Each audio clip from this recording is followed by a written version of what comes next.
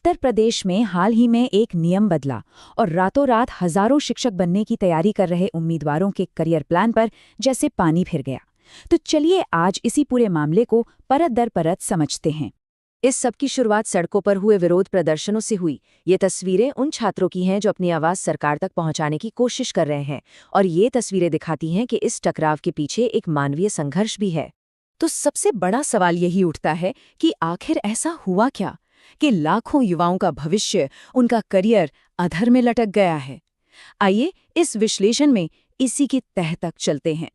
देखिए, इस पूरे विवाद को समझने के लिए सबसे पहले ये जानना जरूरी है कि ये जीआईसी लेक्चरर की सरकारी नौकरी इतने लोगों के लिए इतनी ज्यादा मायने क्यों रखती है। जीआईसी लेक्चरर होना सिर्फ एक जॉब नहीं है, बल्कि समाज में सम्मान और स्थिरता का एक प्रतीक है। ये एक ऐसा पद है जिसके लिए युवा सालों साल तैयारी करते हैं, मेहनत करते हैं। तो चलिए सीधे सीधे बात करते हैं कि इसमें मिलता क्या है। महीने का ग्रॉस वेतन लगभग 86,000 रुपये, और साथ ही इसका ग्रेड पे है 4,800 रुपये, जो सरकारी नौकरियों में एक बहुत ही सीनियर पद का इंडिकेटर माना जाता है। यानी साल की कमाई 10 लाख रुपए से भी ज्यादा। तो इन आंकड़ों से ये तो साफ है कि ये पद आर्थिक रूप से कितना आकर्षक है।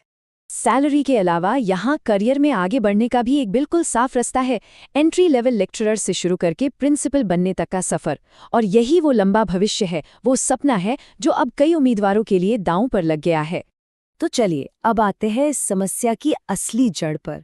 2025 की भर्ती के लिए जो क्वालिफिकेशन क्राइटेरिया था, उसमें अचानक से एक बड़ा बदलाव कर दिया गया। देखिए, पहले क्या था, जीआईसी लेक्चरर बनने के लिए सिर्फ पोस्ट ग्रेजुएट डिग्री चाहिए होती थी, लेकिन अब नए नियम के तहत पोस्ट ग्रेजुएट डिग्री के साथ साथ बीएड यानी बैचलर ऑफ एजुकेशन की डिग्री भी जरूरी कर दी गई है।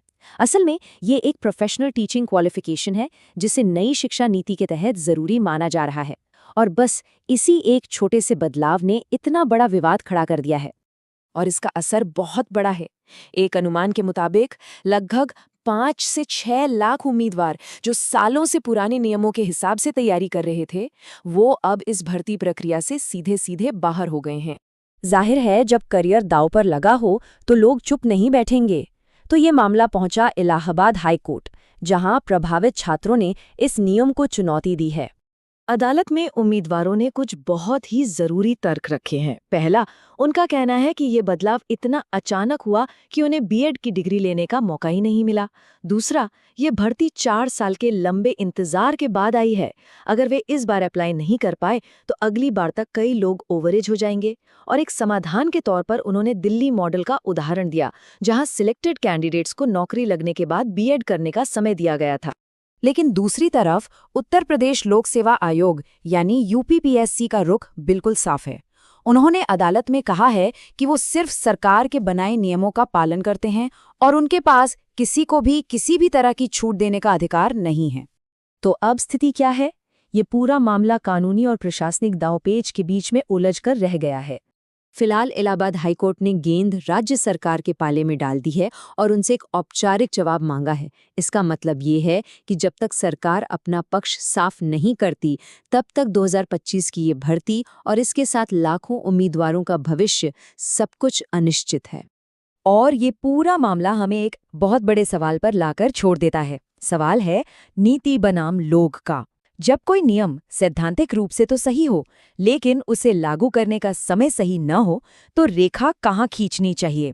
नीति को प्राथमिकता देनी चाहिए या फिर उन लोगों की परिस्थितियों को समझना चाहिए जिनकी जिंदगी इस एक फैसले से प्रभावित हो रही है? ये एक ऐसी दुविधा है जिसका जवाब ढूंढना वाकई आसान नहीं है।